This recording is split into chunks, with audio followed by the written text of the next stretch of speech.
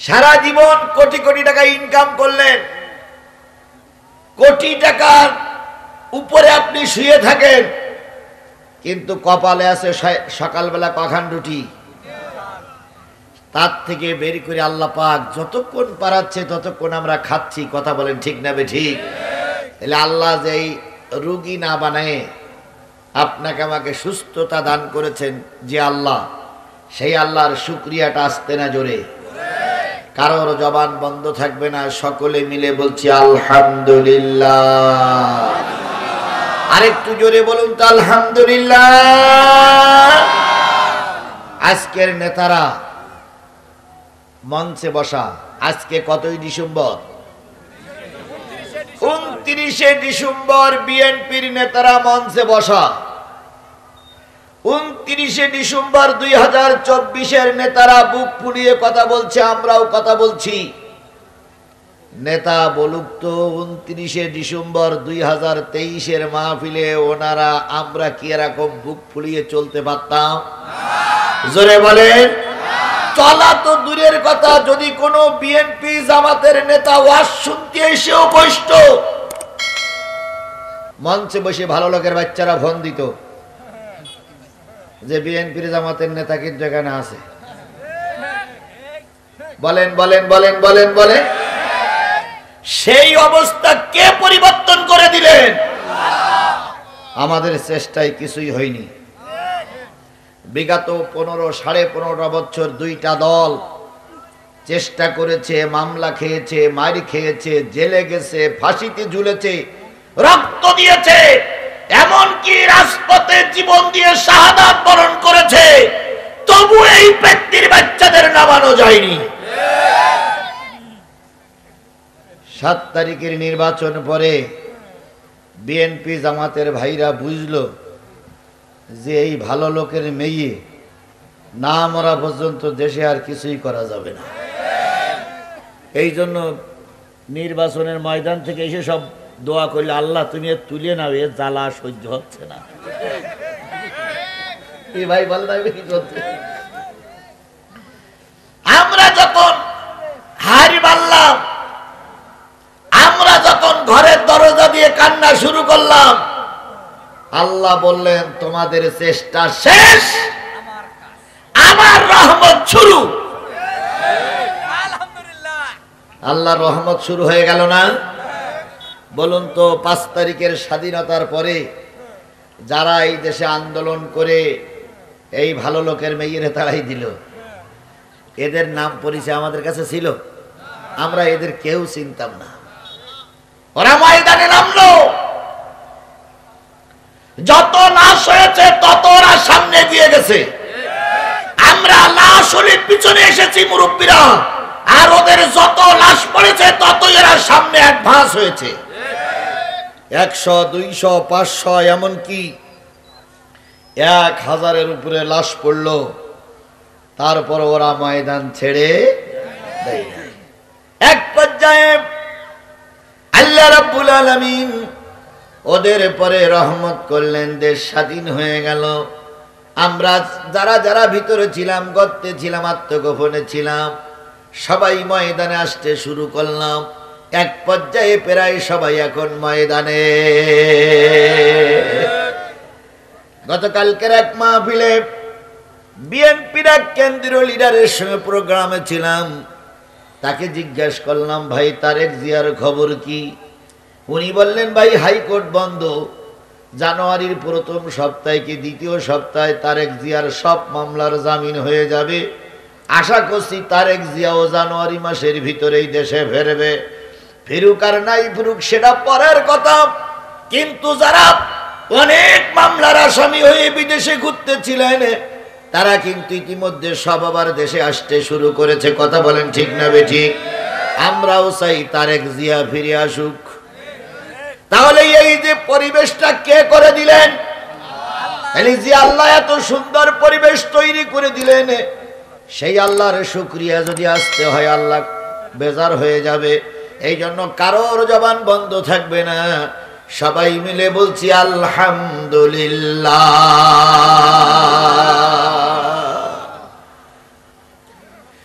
বিশ্ব মানবতার শ্রেষ্ঠ বন্ধু, সমস্ত নবী রাসূলদের শ্রেষ্ঠ রাসূল, আমাদের প্রিয় ভাজন নেতা, যার সুপারিশ ছাড়া কোনো মানুষ জান্নাতে যেতে পারবে না, সেই নবীজির নামে দুরূদ আর সালাম সকলে মিলে বলছি সাল্লাল্লাহু আলাইহি ওয়াসাল্লাম। আল্লাহ বলতেছেন, ওয়ামা আরসালনাকা ইল্লা রাহমাতাল লিল আলামিন।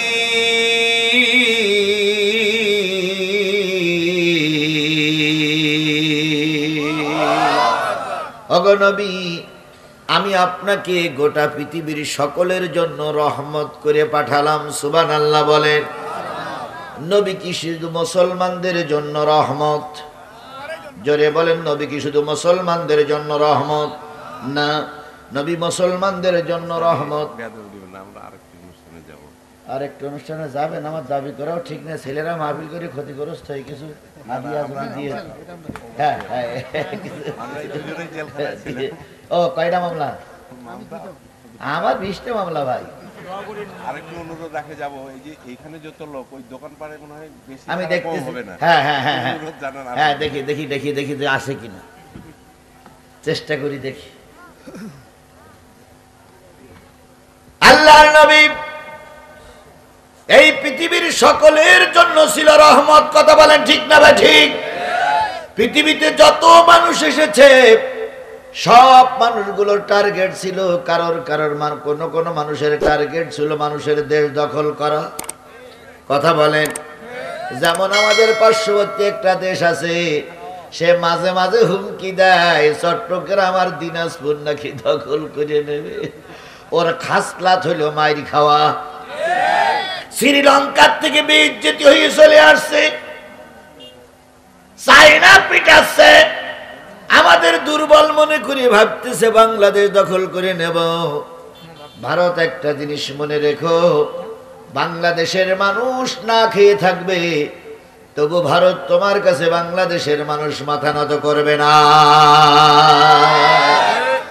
ওদিকে আছে পাকিস্তান, এদিকে আছে আফগানিস্তান, আর এক পাশে আছে চীন, তোমার ভিতরে আছে কাশ্মীর, আর এদিকে আছে বাংলাদেশ। সবাই যদি নারায়ে তাকবীর স্লোগান দিয়ে রাস্তায় নামে, মোদি তুমি ধুতির গিরে দেওয়ার সময় পাবা না। কাদের ভাই দেখাও? মুসলমান আমাদের ভাই দেখাই লাভ নাই। কথা বলে ঠিক না ঠিক? আল্লাহর নবী কি দেশ দখলের পক্ষে ছিলেন?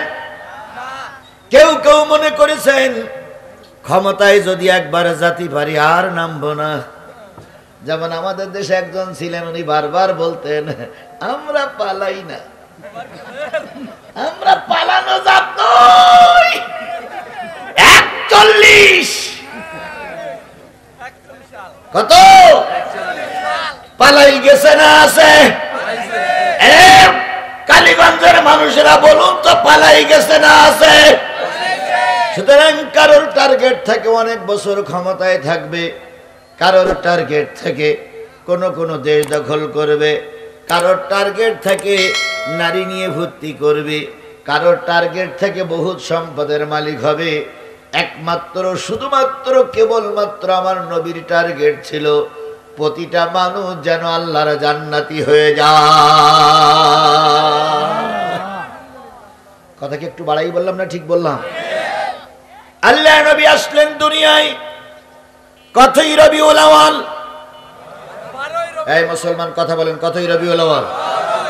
12ই রবিউল আউয়াল। আল্লাহ নবী যখন দুনিয়ায় এসেছিলেন, বলুন তো সেই সময়টা রাত না দিন? সেই সময়টা রাত না দিন? রাতও নয়, দিনও নয়। এখনো রাত শেষ হয়ে যায়নি, পূর্ব দিগন্ত এখনো সূর্য উদয় হয়নি। এমত অবস্থা আল্লাহ নবী আসলেন। যে ঘরে আমার নবী জন্ম নিয়েছিলেন, হিন্দু ভাইরা মুসলিম ভাইরা ভালো করে শোনেন, যে ঘরে আমার নবী জন্ম নিয়েছিলেন সেই ঘরে আমেনা থাকতেন। আমেনা বলতেন, আমি রাতের অন্ধকারে যখন আমার ঘুম ভেঙে যেত, আমি ঘরের ভিতরে শুয়ে শুয়ে দেখতাম আকাশে চাঁদ আর তারা খেলা করছে, চাঁদ আর তারা দৌড়দৌড়ি করে, চাঁদ গোনা তারা গোনা যায়, চাঁদের আনা গোনা বোঝা যায়। তাহলে যেই ঘরে শুয়ে চাঁদ দেখা যায়, যেই ঘরে শুয়ে তারা গোনা যায়, ওই ঘরের কি ছিল না? চাঁদ ছিল না। আমেনা বলেছেন আমি ঘরের ভিতরে শুয়ে থাকতাম, উত্তর দিক থেকে যদি একটু বাতাস আসতো, বেড়াগুলো সব ভেঙে নিচে পড়ে যেত। দক্ষিণ দিক থেকে বাতাস আসলে বেড়াগুলো সব ভেঙে পড়ে যেত।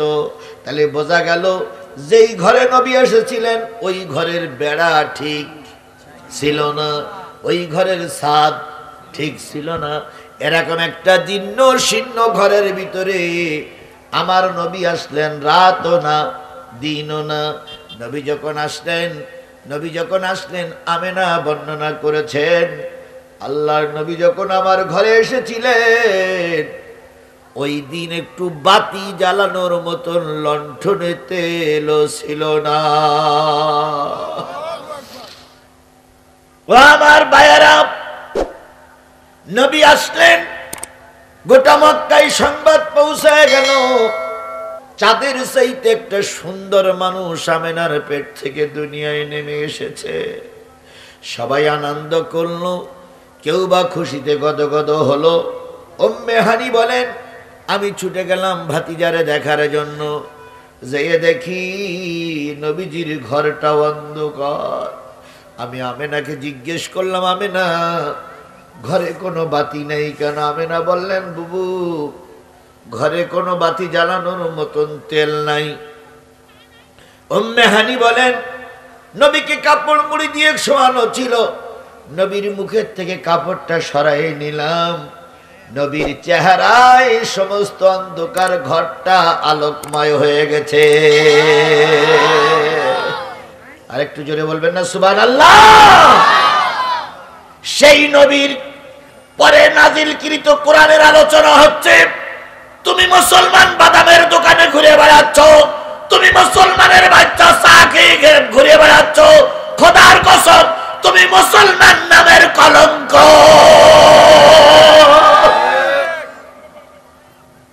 যুবকদের ধন্যবাদ দিতে হয়, যুবকরা যাত্রা দেয়নি। তোমার জন্মের সমস্যা আছে, নিশ্চয়ই তোমার জন্মের সময় বৈধ বাপ দিয়ে জন্ম হয়নি। যদি বৈধ বাপ দিয়ে জন্ম হয়, কোরআনের আলোচনা চলছে, তুমি বাড়ি শুয়ে থাকতে পারো না। আমি যা দেখলাম সব মোটরসাইকেল আর সাইকেল, তার মানে সব বাইরের লোক। এখানে যারা আসছে প্রায় সব বাইরের লোক। আর না লোকজন দাওয়াত করি মাইকিং করি যে ভাইরা আমার বোনেরা তোমার, বিরাট ওয়াজ মাহফিল, আজিজুল ইসলাম জিহাদি আসে, আসো শুনতি। ওনারা শুনতে আইছে আর এনারা গরুর গোশত থেকে নাকে তেল দিয়ে মানে দায় পড়িছে আমাদের। আমাদের কি দায় পড়িছে তোমার বাপ মার জন্য দোয়া করার? আমাদের কি দায় পড়িছে তোমার গ্রামে শোনার? যদি সত্যিকার তোমরা ইসলাম প্রিয় হয়ে থাকার, মুসলমানের বাচ্চা হয়ে থাকো, সবাই এই মাহফিল আসবে।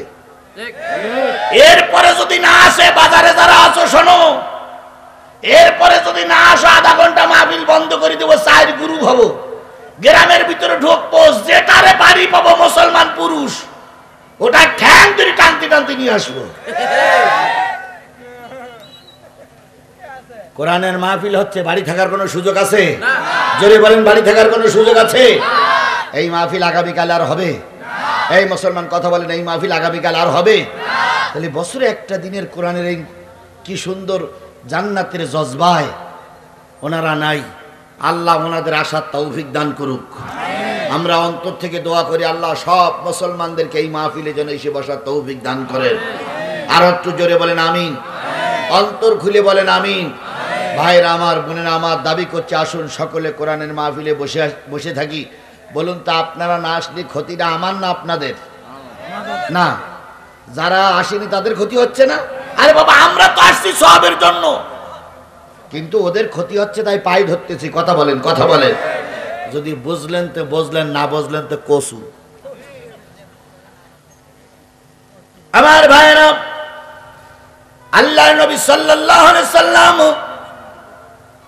জন্ম নিয়েছিলেন যেই ঘরে, সেই ঘরে কি ছিল না? লাইট জ্বালানোর জন্য তেল ছিল না। উম্মে হানি বলেন, আমি নবীজির মুখের পর থেকে কাপড়টা সরাই নিলাম, মুখের চেহারায় অন্ধকার, ঘরটা কি হয়ে গেল? আলোকময় হয়ে গেল। আমি নবীজির দিকে তাকাই দেখি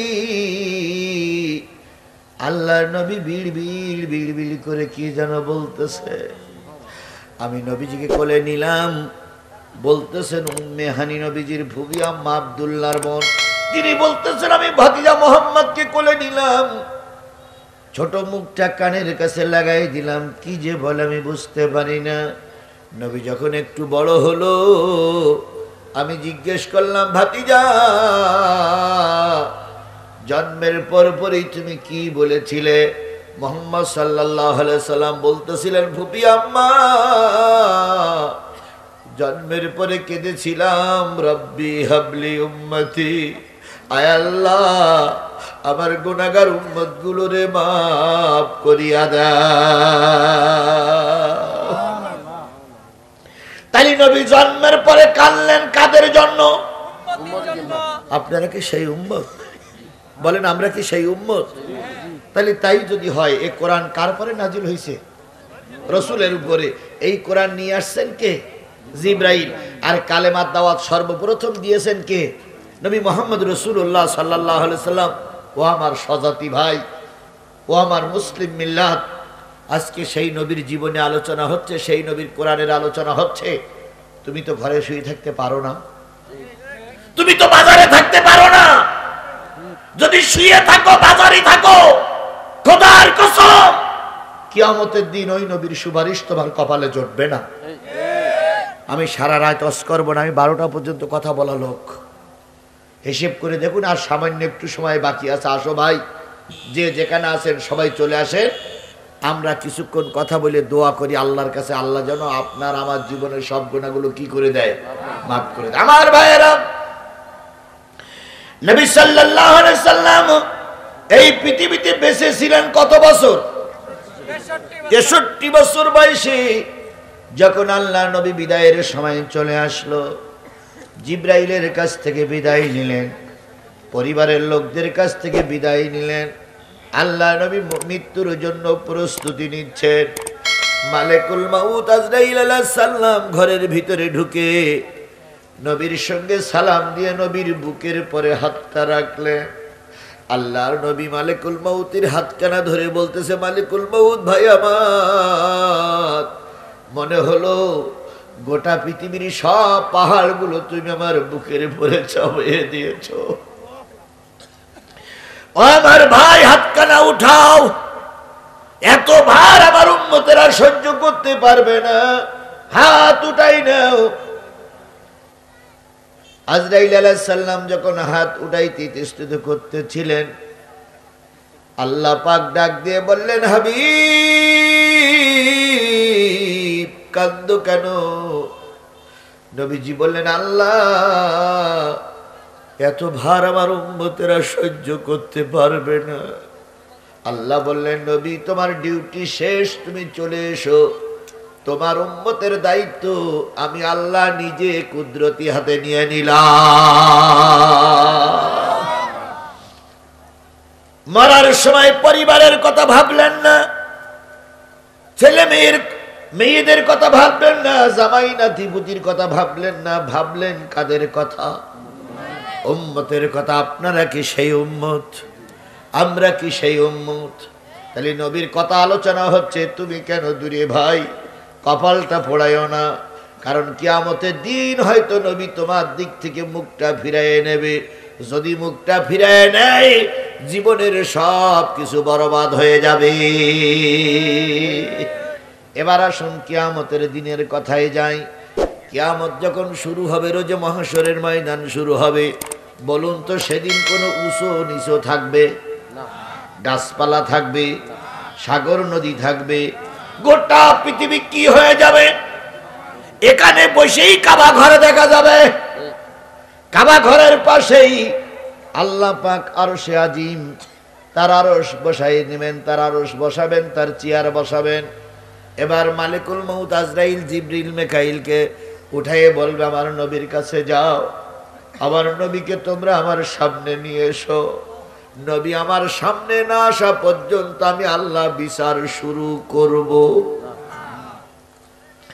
সব ফেরেশতারা চলে যাবে, নবীজির কবরের পাশে যেই বলবে ইয়া রাসূলুল্লাহ, আল্লাহ আপনাকে সালাম জানিয়েছেন, আল্লাহ আপনাকে সালাম জানিয়েছেন, আপনি দয়া করে রোজে মাহশরের ময়দানে চলুন। আল্লাহর নবী কবরের মাঝখান থেকে ফাঁক হয়ে যাবে, নবী মাথা উঁচু করে দেখবে রোজে মাহশরের ময়দানে কোনো লোক নাই, একদম ফাঁকা আর ফাঁকা। আল্লাহ নবী বলবেন ও জিবরিল, ও জিবরিল, ও জিবরিল, তুমি চলে যাও, আমি রোজে মাহশরের ময়দানে যাব না। আমার সব উম্মত গুলোরে জাহান্নামে দিয়ে আল্লাহ আমাকে দরবারে ডেকেছে, আমি যাব না।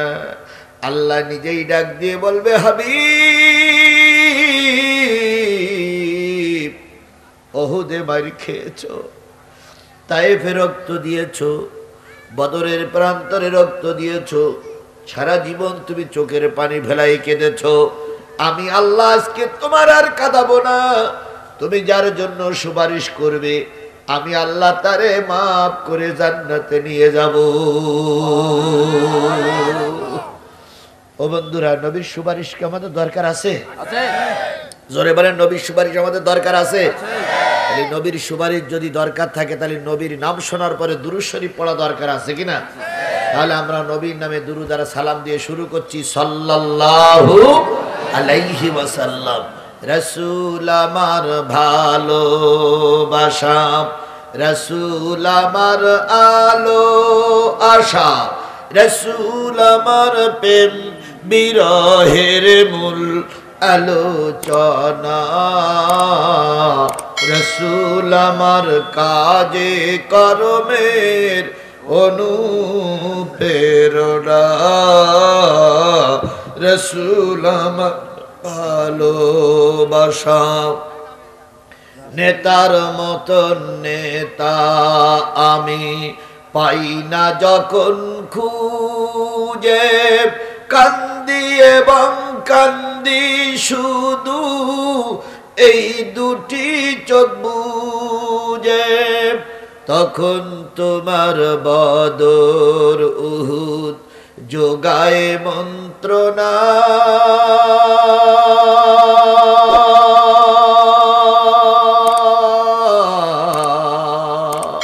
রাসূল আমার কাজে কর্মের অনুপ্রেরণা। সেই রসুলের নামে আবারও দুরূদ আর সালাম, সাল্লাল্লাহু। বন্ধুগণ, প্রত্যন্ত অঞ্চল লিচুর জন্য বিখ্যাত, দিনাজপুর লিচুর জন্য বিখ্যাত। আর এই এলাকায় এসে দেখলাম শুধু লিচু গাছ আর লিচু গাছ। এই প্রত্যন্ত অঞ্চলের মানুষ বড় বড় শহরগুলো যেতে আপনাদের অনেক কষ্ট হয়, সেই মানুষগুলোর ভিতর থেকে বাছাইকৃত কিছু মানুষ আমরা বসেছি কি শোনার জন্য? আমি যদি কোরআন থেকে কিছুক্ষণ আলোচনা করি আপনারা কি শুনতে রাজি আছেন? সবাই রাজি আছেন? আল্লাহ সবাইকে হেফাজত করুক, সবাইকে বসার তৌফিক দান করুক, সকলে মিলে বলুন আমিন। আমি প্রায় 50 মিনিটের মতন সময় কথা বলেছি, আশা করি আর 50টা মিনিট সময় কথা বললে আপনাদের কোনো সমস্যা হবে না। এই জন্য আশপাশের মানুষগুলো দয়া করে একটু কোরআনের মাহফিলে এসে বসুন। আমি দীর্ঘক্ষণ ধরে শীতের রাত আপনাদের কষ্ট দেব না, আল্লাহ আমাদের সবাইকে হেফাজত করুক। আমি আপনাদের সামনে সূরা সফের 2টা আয়াত তেলাওয়াত করেছি, তেলাওয়াতকৃত আয়াতের পরে ভিত্তি করেই কথা বলবো। আল্লাহ রাব্বুল আলামিন বলতেছেন, ইয়া আইয়ুহাল্লাযীনা আমানু হাল আদুল্লুকুম আলা তিজারাতিন তুনজিকুম মিন আযাবিন আলীম। হে ঈমানদারেরা, আমি কি তোমাদের এমন একটা ব্যবসার কথা বলে দেব না, এমন একটা কাজের কথা বলে দেব না যে কাজ করলে তোমরা কেউ দোজখে যাবা না? কে বলছে? আল্লাহ। আল্লাহ বলতেছে এমন একটা কাজের কথা বলবো না, এমন একটা ব্যবসার কথা বলবো না যে ব্যবসা কাজ করলে কেউ কোথায় যাবা না? দোজখে যাবা না। আচ্ছা, 1 2 3 ভাগে লোক বসে আছেন, এই 3টে ভাগের থেকে কয়েকজন লোক হাত তোলেন তো যে হুজুর আমি দোজখে যেতে চাই?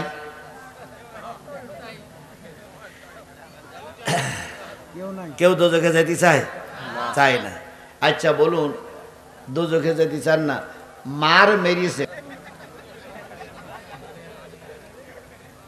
নেই, তাহলে তো এই এলাকার লোক এমনি ভালো ভাই, তাহলে তো এখানে ওয়াজ দেওয়ার কোনো দরকার নেই।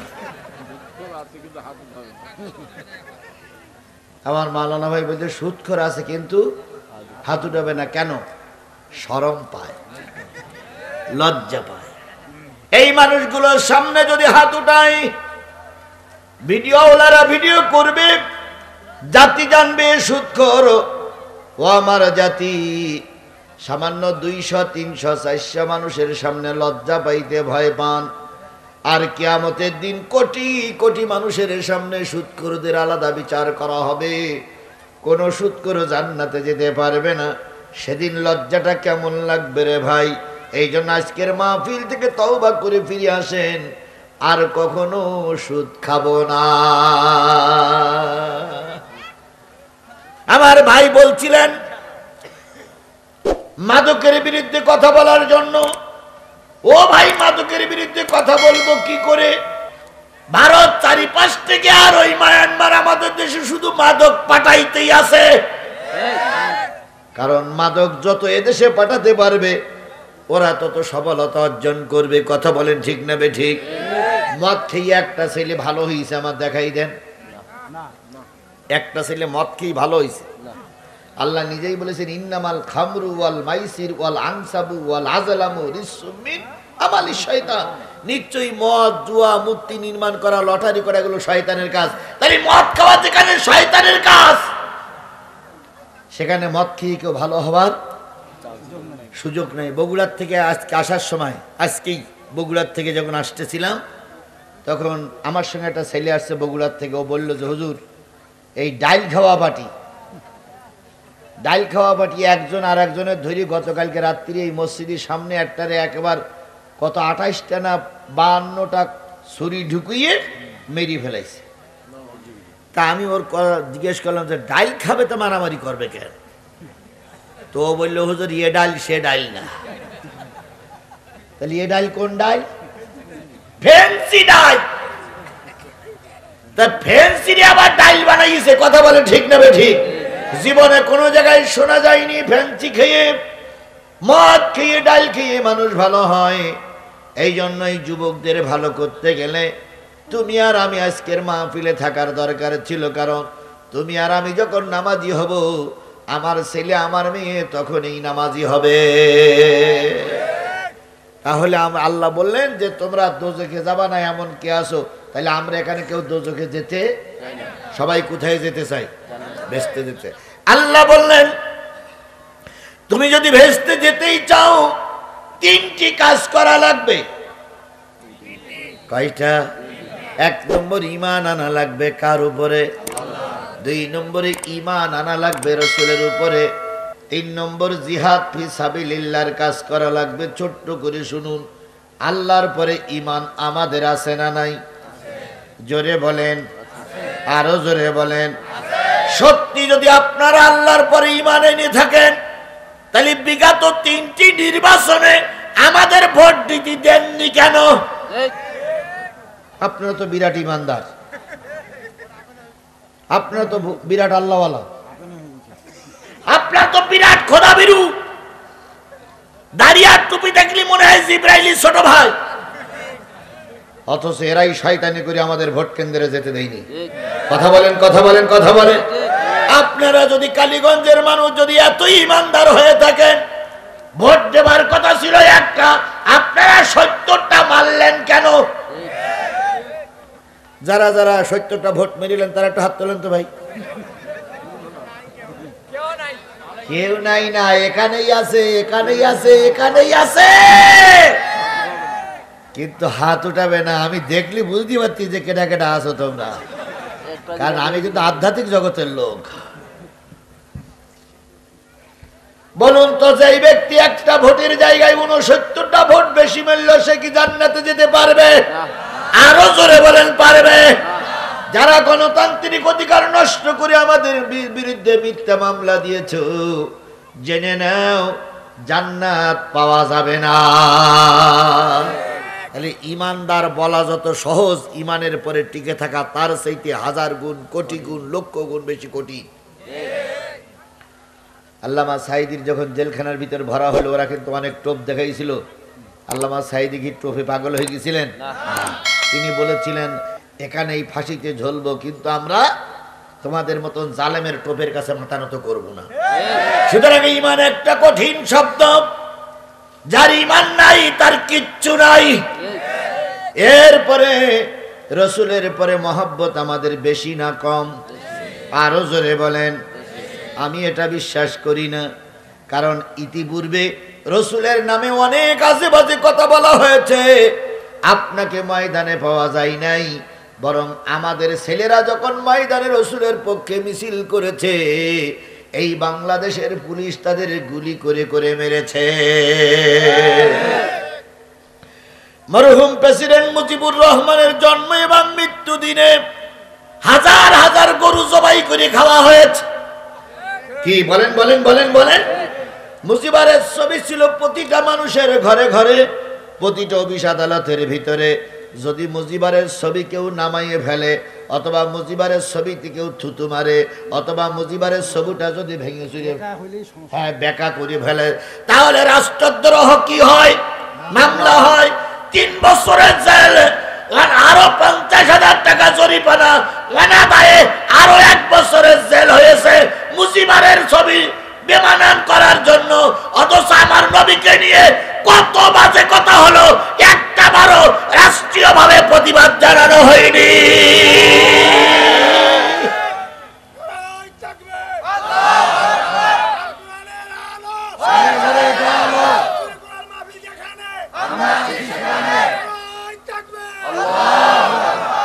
তাহলে কি করে বলি আমরা রসুলের ভালোবাসি? শেখ হাসিনা, উনি থাকতেন আমাদের সবার মাথার উপরে। এই যে হুজুররা, স্যারেরা, এনাদের মাথার উপরে কে থাকতো? শেখ হাসিনা রহমাতুল্লাহ আলাইহি।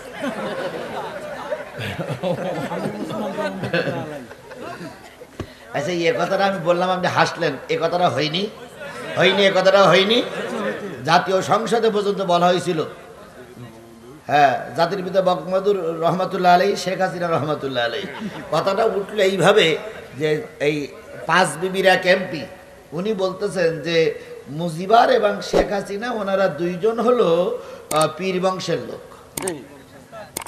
ওনারা নাকি ইয়ামেন থেকে এসেছিল, দাদারা, 14 দাদারা, আধ্যাত্মিক জগতের লোক। তাই হুজুরদের প্রথমে যদি হজরত শব্দটা লিখতে হয়, তাহলে শেখ হাসিনা যেহেতু পীর বংশের লোক, এই জন্য ওনার নামের প্রথমে হজরত শব্দটা লেখা উচিত। শামীম ওসমান এই ঘোষণা দিয়েছিলেন। তাহলে এই কারণে ওনাকে হজরত শেখ হাসিনা রহমাতুল্লাহ আলাইহি বলা হইতো। আমি ওইদিকে যাচ্ছি না, রাজনৈতিক কথাবার্তা গ্রাম অঞ্চলে না বলাই ভালো। আমি যাচ্ছি না, শুধু এতটুকু বলি, ওনারা থাকতেন আমাদের কিসের উপরে?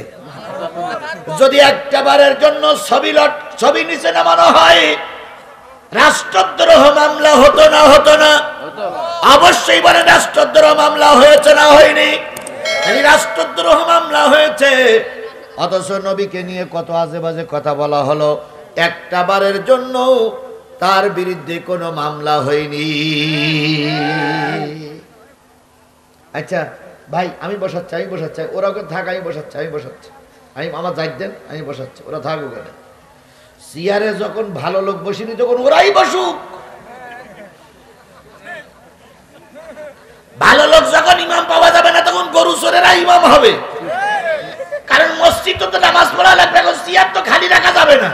চেয়ারে দরকার ছিল চেয়ারম্যানদের বসা, ওনারা বাড়ি শুয়ে আছে, ও বাচ্চারাই বসুক। চেয়ার গুলো আনলাম সম্মানিত লোকদের জন্য, ওনারা গরুর গোশতকেই সব বাড়ি চলে গেছে। তাহলে ওই চেয়ারে ওরাই বসুক, ওদের হক, ওরাই একদিন বড় হবে। কথায় বলে শিশুর পিতা ঘুমিয়েছে সব শিশুরই অন্তরে। কেন তোলেন ওদের? ওরাই বসুক। যখন বাংলাদেশে আলেম ওলামা পাওয়া যাবে না, তখন ঢাকাতে সর্দি অমতি করাই কি হবে? আজকে আমাদের দেশে সবচেয়ে বড় দুঃসময় চলছে। আমরা মুসলমান ধর্ম বুঝিও না, বোঝার চেষ্টাও করি না। তাই যদি চেষ্টা করতেন তাহলে এখানে কোনো মুসলমান বাড়ি থাকতে পারতো না। কথা বলেন। তাহলে আমি যে জিনিসটা বোঝাতে চাচ্ছিলাম, রসুলের পরে ঈমান আনা লাগবে। কথা বলেন ঠিক না ঠিক? এখন রসুলের পরে ঈমান কেমন করে আনবেন? হযরত ওমর রাদিয়াল্লাহু তাআলা আনহু বলেন, ইয়া রাসূলুল্লাহ, আমি আপনাকে ভালোবাসি। নবীজি বলেন, ওমর কেমন ভালোবাসো? কয়, আমি আমার মা সেই, বাবার সেই, স্ত্রী সেই, ছেলে মেয়ে সেই ভালোবাসি। নবীজি বলেন, ওমর ভালোবাসা এখনো পূর্ণতা পাইনি। তুমি তোমার নিজের জীবনের চাইতে নবীকে বেশি ভালোবাসা লাগবে। তোমার জীবনের চাইতে রাসূলকে বেশি ভালোবাসা লাগবে। কই, ইয়া রাসূলুল্লাহ, জীবনের একটা মায়া আছে না? তো আমার জীবনের চাইতে আপনাকে বেশি ভালোবাসা, তাহলে জীবন তো থাকলোই না। নবীজি বললেন, তোমার ঈমান নেই। হায়রে, তোমার কিছুক্ষণ চিন্তা করে পরক্ষণে এসে বলতেছি, ইয়া রাসূলুল্লাহ, আমার জীবনের চাইতে আপনাকে আমি বেশি ভালোবাসি। নবীজি বলেন, ওমর জেনে নিয়ে এবার তোমার ঈমান পরিপূর্ণ হয়ে গেছে। তাহলে যেখানে রসুলকে ঈমান জীবনের চাইতে বেশি ভালোবাসতে হবে, সেই রসুলের বিরুদ্ধে কথা হলে তোমার গা জ্বলে না। বুঝতে হবে তোমার ভালোবাসা এখনো তৈরি। আরো জোরে বলেন, তৈরি হয় নাই। গত 2-3 দিন আগে আজারি আমাদের বাংলাদেশে একটা মাহফিল করেছে, শুনেছো না যুবকেরা? তোমরাই শুনেছো। মুরব্বীরা তো খোঁজ খবরই রাখে না, আরো খোঁজ খবর রাখা কোনো ব্যাপার বলে মনেই করে না। মুরব্বীরা শুধু চিন্তা করে খাবো, পায়খানা করবো, আর ঘুমবো, নাক ডাকাবো, এইটাই হলো আমাদের ইবাদত। দেশ সম্পর্কে, জাতি সম্পর্কে আমাদের একটু ধ্যান ধারণা নেওয়া দরকার আছে না নাই? আজারি আসছে, ওয়াজ শুনতে কয় লক্ষ লোক হয়েছে? 20 লক্ষ লোক হয়েছে। 20 লক্ষ লোকের, যাই হোক অত বলার দরকার নেই, 20 লক্ষ লোকের সামনে আজারি ওয়াজ করে গেলেন। এই লোকগুলো 2 দিন 3 দিন 4 দিন আগে যেই বসে আছে আজারির একটু দেখার জন্য। কথা বলেন। আপনার দিনাজপুরের থেকে লোক গেছিল, দিনাজপুরের থেকে লোক গেছে সেখানে দেখার জন্য। এই জনপ্রিয়তাটা বলতেছেন মৌলভীকে মাথা খারাপ হয়ে গেছে। এক হুজুরির পিছনে দেখো কত হুজুর দৌড়াচ্ছে, আর সে হুজুর ভুল ভাল আলোচনা করতেছে, আর এরা তাই শুনতেছে। তাহলে এই তাসলিমা নাসরিনকে মুসলমান বলা যাবে? ও তো এমনি কাফের। তাহলে যে জিনিসটা আমি বুঝাতে চাচ্ছি সেটা হলো, রসুলকে সবচাইতে ভালোবাসতে হবে, সবচাইতে বলে জীবনের চাইতে ভালোবাসতে হবে। এই নবী কাফেরদের সঙ্গে প্রথম যুদ্ধ করেছিলেন। কোন যুদ্ধ? সবাই মিলে বলেন, কোন যুদ্ধ? বদরের যুদ্ধে মুসলমানদের সংখ্যা ছিল কত? 313 জন। কাফেরেরা ছিল কত? বলুন তো, 313 জন লোক জিতে গেল না 1000 লোক জিতে গেল? কেন জিতে গেল? কারণ 313 জন লোকের ভিতরে ঈমান ছিল। ঈমানের বলেই তারা জিতে গেছে। দুইটা জিনিস ছিল, এক ছিল ঈমান, আর এক ছিল আল্লাহর রহমত। আচ্ছা বলুন তো, সংস্কার আন্দোলনে যারা রাস্তায় ছিল তারা কি মুরব্বী? সব কি ইয়ং জেনারেশন, অল্প বয়সের ছেলেরা, কলেজ পড়ুয়া ছেলে, স্কুল পড়ুয়া ছেলে, মাদ্রাসায় পড়ুয়া ছেলে, প্রাইমারি স্কুলের ছেলে, বিভিন্ন কায়দার ছেলেরা রাস্তায় নামলো। এদের কোনো যোগ্যতা ছিল না, কিন্তু একটা জিনিস এদের ভিতরে ছিল, এদের ছিল বিশ্বাস যে আমরা জিতবই, আর ছিল আল্লাহর রহমত। তাহলে আমরা ওই দুটো জিনিস নিয়ে যদি আগামীতে আবারও ময়দানে থাকতে পারি, আল্লাহর কসম ভারত দিনাজপুর দখল করতে পারবে না। ভারতকে দিনাজপুর দখল করতে দেওয়া হবে না। ভারত, তুমি মনে করো আমরা একা নই, গোটা 18 কোটি হিন্দু মুসলিম আমরা একজোট আছি। যদি ভারত আমাদের দেশের 1 ইঞ্চি জায়গা দখল করতে চায়, যার যা আছে তাই নিয়ে মোকাবেলা করব। ওই কাকড়া খেয়া জাতিদেরকে আমাদের দেশে ঢুকতে দেওয়া হবে না। আমাদের ভয় দেখাও, কিসের ভয় দেখাও? গৌর গোবিন্দ একবার ভয় দেখাইছিল, শাহজালালের উত্তরসূরিরা পিটাইয়ে এমন মার দিয়েছিল, নদীতে ঝাঁপ দিয়ে পড়েছিল, এখনো পর্যন্ত কোনোদিন মাথা উঁচু করিনি। সেই যে ঝাঁপ দিয়েছিল ওই ঝাঁপেই শেষ। গৌর গোবিন্দের উত্তরসূরি মোদি, যদি তুমিও মাথা উঁচু করো, জনগণ তোমার বাঁশের লাঠি দিয়ে পিটাই একেবারে সাগর পার করে দেবে। কারে ভয় দেখাও আমাদের? বদরের যুদ্ধে 313 জন, কাফেরেরা কয় হাজার? মুসলমান জিতে গেল না কাফের জিতে গেল? মুসলমান জিতে গেল। এবার বলুন তো, উহুদের যুদ্ধে মুসলমানদের সংখ্যা ছিল কত? উহুদের যুদ্ধে মুসলমানদের সংখ্যা 1000 আর কাফেরদের সংখ্যা 3000। 1000 কাফের, 1000 মুসলমান।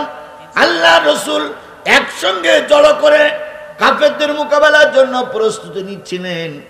হঠাৎ করে এক মৌলবী মাথা ছাড়া দিয়ে উঠল। ওই মৌলবীর মুখে দাঁড়িয়ে আছে, মৌলবীর মাথায় টুপি আছে, মৌলবীর মাথায় পাগড়ি আছে, মৌলবীর গায়ে জুব্বা আছে। এই মৌলবী উঠে দাঁড়াই বলল, এই যুদ্ধে যাওয়া যাবে না। কেন যাবে না? এই যুদ্ধে গেলে কাফেরেরা বদরের প্রতিশোধ নেবে, একটাও বাড়ি আসতে পারবে না।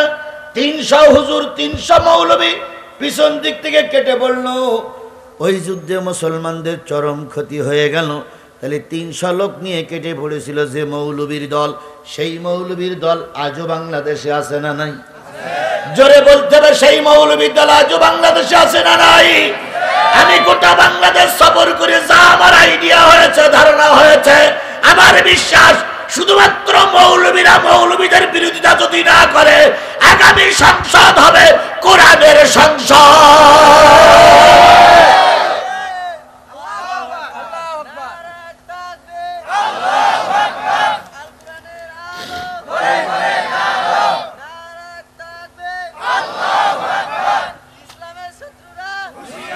মাঝখানে বাধা কারা? টুপিওয়ালারা।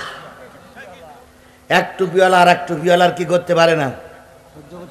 তার জ্বলন্ত প্রমাণ দেখেন। আমার জন্মের পর থেকে, আমি জন্মগ্রহণ করার পর থেকে দেখতেছি তাবলিগ জামাত হয়ে আসতেছে। কি তাই দেখেছি না আমরা? তাবলিগ জামাতের কয়টা ইজতেমা হইতো? একটা ইজতেমা হইতো। আমি ওই ইজতেমায় গেছি, বাস্তব কোরআন শরীফ সামনে আমি ইজতেমায় গেছি। ওই খালের পরে পায়খানা করেছি, আবার ওই পায়খানার ভিতরে গোসল করেছি, ওখানে শুয়ে খেয়ে পায়খানা করি, সব কিছু করি, যা দেখা দেখে আইছি। কয়টা ইজতেমা হতো? কিছুদিন পরে 2 মৌলবী 2 দিক ভাগ হলো, সাদ আর জুবাইর। 2 মৌলবী 2 দিন ভাগ হইলে ইজতেমা শুরু হইলো কয়টা? 2টা। আচ্ছা, 2টা করে এসতে যাও, করো। এবার আবার কি বেহরামে চাইলো, এ ওর ঘাড়ের পরে লাঠি মারে, ওর ঘাড়ের পরে লাঠি মারে। মেরিয়ে কয়জন মারা গেছে? 4 জন। ইজতেমা কি বন্ধ না চলছে? বন্ধ। তাহলে এক মৌলবী আর এক মৌলবী শত্রু।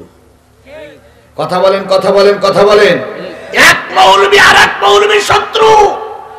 যদি এক মৌলবী আর এক মৌলবী শত্রু না হতো, এদেশে দিন কায়েমের পথে কোনো বাধা হতো না। আজহারীর জনপ্রিয়তা এখন আকাশচুম্বী। কেউ কেউ বলেছেন, কেউ কেউ বলেন, ছোটবেলার থেকে শুনে আসতেছি যে যদি আল্লাহ কারোর মাথার চুল ধরে ওপরে তোলে আর সমস্ত দুনিয়ার লোক যদি কোন জায়গায় ধরে টানে, তাহলে জীবনে তারে কোনোদিন নিচে নামাতে পারবে না।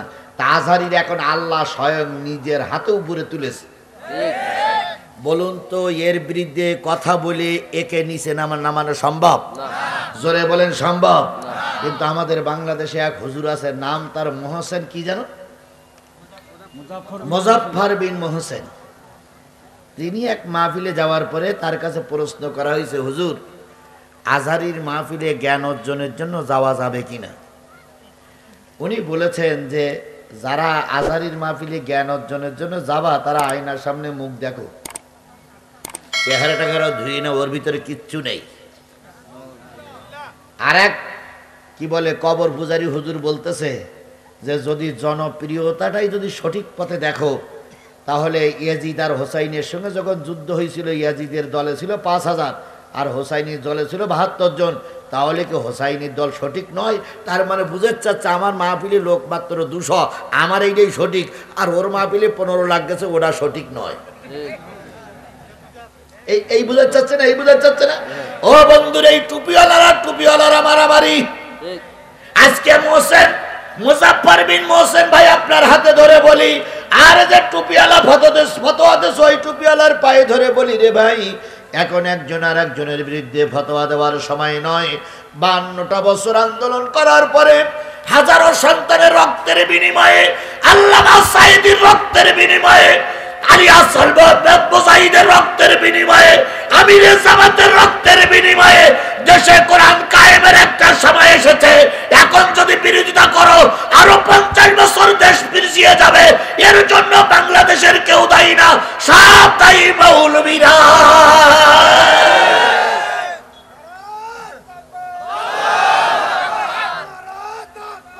আল্লাহু আকবার।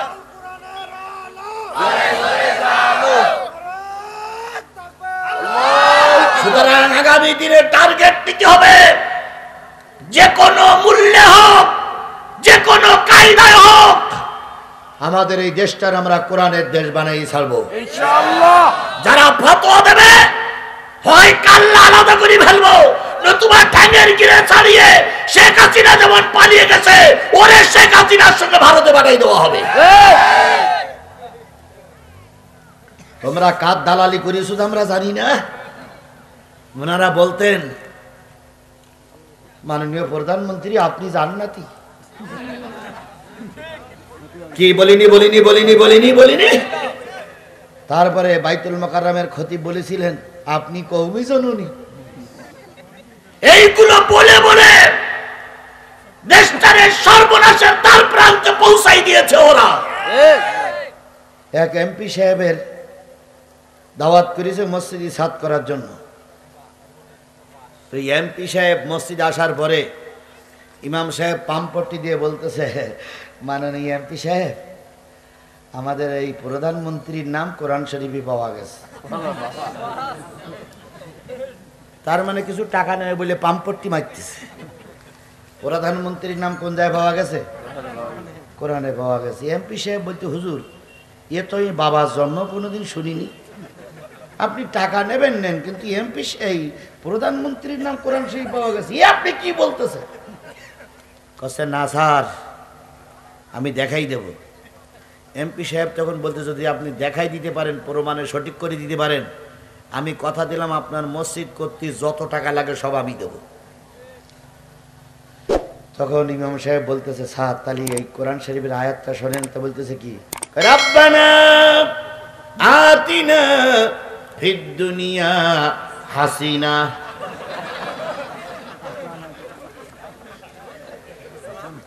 হাসানা তাও জায়গায় কি বলতেছে? হাসিনা। কি নেবে? টাকা নেবে। কত নিচে নামতে পারে মৌলবীর বাচ্চারা। তো এমপি সাহেব চিন্তা করতেছে, আল্লাহ, এ মৌলবী না অন্য কিছু? এ তো আমার সাথে আর এক ধাক জালেমের বাচ্চা জালেম। তা বলতে, হুজুর তারপরে ওয়াফিল আখিরাতে হাসিনা। এমপি সাহেব তখন বলতে, হুজুর আর পড়তে হবে না, আপনি যা করেছেন আপনার ইমানও তো গেছে, আর আমারও ঠেকাইয়েন না, আপনার মসজিদ করতে যা টাকা লাগে আমি দেবো, আপনি আর দয়া করে আয়াত বিকৃতি করেন না। এ জাতীয় মৌলবী আমাদের দেশে ছিল কিনা? জোরে বলেন, ছিল কিনা? বিশ্বাস করো, কালিয়াগঞ্জের মানুষেরা, যদি এই জাতীয় মৌলবীরা না থাকতো, ওদের কোনো সাহস হইতো না আল্লামা সাঈদীরকে ওরা মেরে দেবার। ওদের কোনো সাহস হতো না হেফাজতের আলেমদেরকে গুলি করে মারার। শুধুমাত্র আমাদের মতন একদল 5-8 মৌলবীদের 2 নম্বর করার কারণেই আল্লামা সাঈদীকে ওরা দুঃখে দুঃখে মেরে দিয়েছে। তারা এখনো আছে না নাই? আমরা তাদেরকে দেখে রাখতেছি। আজকের এই কালিয়াগঞ্জের মানুষেরা আমার দিন তারিখ দিয়ে লিখে রাখো, আল্লামা সাঈদীর মৃত্যুর জন্য যারা দায়ী, একটারও ক্ষমা করা হবে না, একটারও ক্ষমা করব না। কারণ হাজারো আজারি আসতে পারে, হাজারো লক্ষ আমির হামজা জন্ম নিতে পারে,